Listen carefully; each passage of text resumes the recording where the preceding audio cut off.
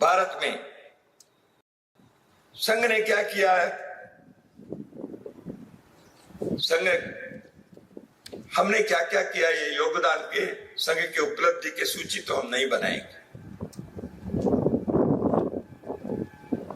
वो समाज के बाकी लोग करेंगे। लेकिन प्रश्न इतना ही है, संघ नहीं होता तो क्या होता?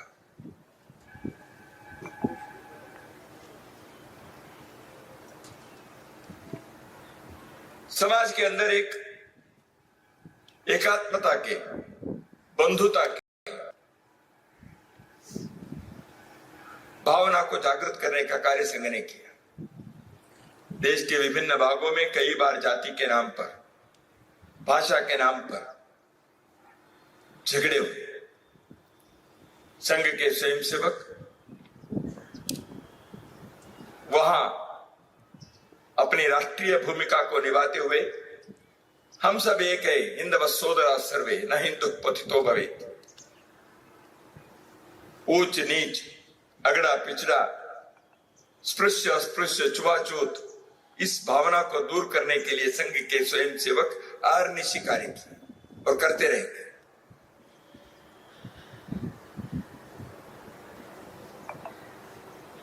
कई लोग विदेशी आक्रांताओं के दौरान, आक्रांताओं के आक्रमण के दौरान या बाद में अपने मूल धर्म को छोड़कर किसी प्रकार के जोर जबरदस्ती के जुल्म के कारण या और किसी कारण से हिंदू धर्म से बाहर गए,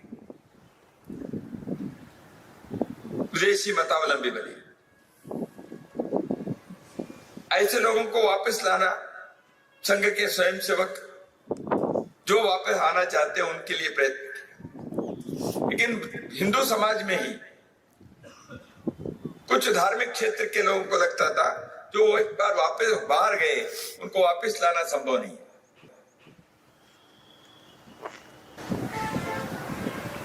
दरवाजा अंदर नहीं खुलेगा। संघ के स्वयंसेवकों ने, पूज्य श्री गुरु जी जैसे ऋषितुल्य संघ नेतृत्व ने इस विषय के बारे में समाज के दृष्टि से, राष्ट्र के दृष्टि से सही दिशा क्या है, इसको समझाने का प्रयत्न किया, उसमें सफल हुए। ऐसे लोग पुनः हिंदू समाज में आए। संघ ने ही किया ऐसे नहीं है, बहुत सारे साधु संतों ने इस कार्य को किया कि संघ नहीं होता तो ये होता क्या। कन्याकुमारी में विवेकानंद केंद्र खड़ा हुआ है, विवेकानंद के स्मारक सारे समाज के सहयोग से हुआ। संघ के स्वयंसेवकों ने पहल किया।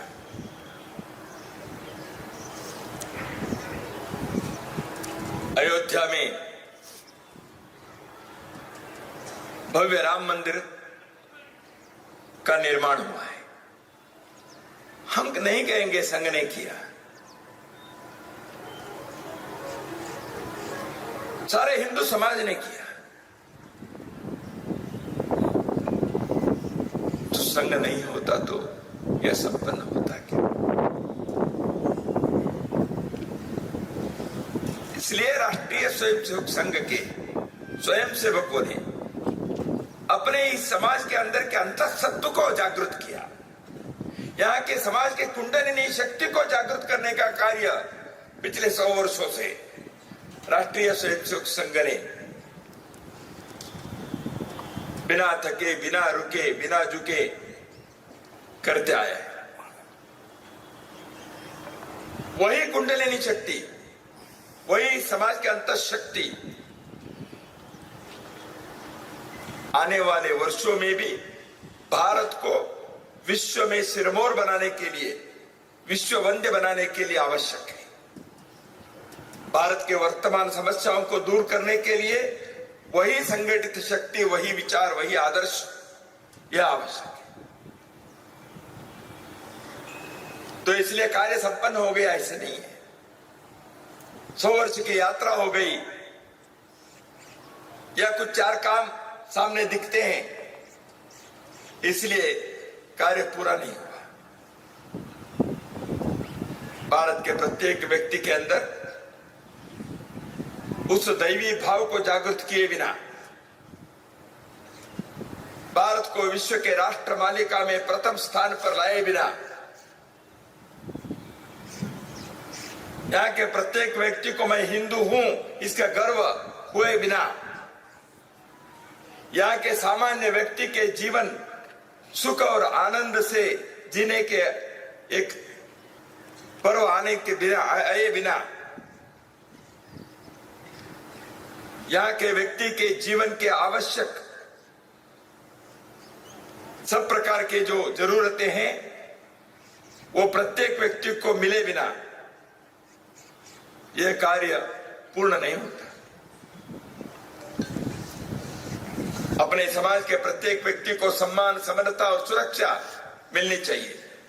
कोई दुर्बल है, महिला है, कोई भी हो, समानता के, समरसता के, सुरक्षा के, सम्मान के, प्रतिष्ठा के सब अधिकारी है,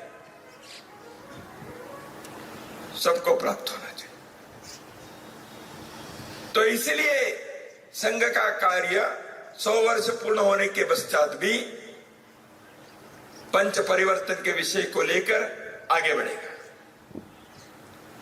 समाज में समरसता के, पर्यावरण की रक्षा के, प्रत्येक कुटुंब परिवार में जीवन मूल्यों के आग्रह करते हुए प्रत्येक परिवार हमारे परिवार कैसे चलाए, देश के लिए हम क्या कर सकते हैं, समाज के लिए अपनी भूमिका क्या है, हमारा कर्तव्य क्या है। भारत को स्वावलंबी भारत, समृद्ध और आत्मनिर्भर भारत बनाना है। भारत के मिट्टी के विचार, भारत के यहाँ के अध्यात्म के, यहाँ के धर्म के, यहाँ के संस्कृति के, यहाँ की सभ्यता के जो संदेश है वह विचार स्व के आधार पर जीवन जीने के आग्रह। इसका अर्थ यह नहीं कि हम दुनिया के साथ दुश्मनी रखेंगे। भारत के व्यक्ति कभी ऐसे नहीं सोचता। हमने तो सारे विश्व को एक कुटुंब मानने वाले लोग हैं। हम तो लोका समस्ता सुखिनो भवन्तु इस विचार को चरितार्थ करने का विचार वाले हैं। विश्व के किसी भी कोने पर वहां के मनुष्य यदि संकट में है, उसके दुख और दर्द ये अपना है, ऐसे सोचने वाले हम हैं। लेकिन हम अपने पैरों पर, अपने स्व पर, अपने स्वत्व पर, अपने स्वावलंबन पर शक्ति के साथ, गर्व के साथ, समृद्धि के साथ, स्वाभिमान के साथ हम खड़े रहेंगे। इसके लिए इस देश की शिक्षा व्यवस्था, न्याय व्यवस्था, राज्य व्यवस्था, वो सब इसके लिए काम करे, ऐसे एक स्थिति आनी चाहिए। भारत करवट ले रहा है, विश्व में भारत के एक स्थान, सम्मानजनक स्थान प्राप्त हो रहा है, लेकिन यात्रा अभी भी है, कार्य अभी पूर्ण संपन्न नहीं हुआ है। भारत के प्रत्येक युवा को अपने जीवन के सुख सुविधा के सपने के साथ समाज और राष्ट्र के लिए मेरा जीवन कैसे उसके रचना हो सकती है, यह सोचना चाहिए। देश हमें देता है सब कुछ, हम भी तो कुछ देना सीखे।